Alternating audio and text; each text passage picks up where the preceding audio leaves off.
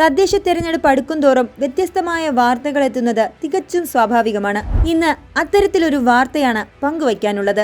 CPM-കാരനായ MA Raveendran തന്റെ പാർട്ടിക്കായി vote ചോദിക്കുമോ അതോ ഭാര്യയ്ക്കായി vote ചോദിക്കുമോ എന്നുള്ള കൗതുകമുയർത്തുന്ന ചോദ്യമുയരും. കാരണം അദ്ദേഹത്തിന്റെ ഭാര്യ സിന്ധു രവീന്ദ്രൻ മത്സരിക്കുന്നത് UDF സ്ഥാനാർത്ഥിയായാണ്. കുറവിലങ്ങാട് പഞ്ചായത്ത് 13-ാം വാർഡിലാണ് സിന്ധു മത്സരിക്കുന്നത്.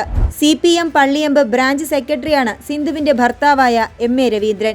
ആശാസമരത്തിന് UDF നൽകിയ പിന്തുണയാണ് തദ്ദേശ തിരഞ്ഞെടുപ്പിൽ UDF-നായി മത്സരിക്കാനുള്ള തീരുമാനത്തിൽ സിന്ധുവിനെ എത്തിച്ചത്.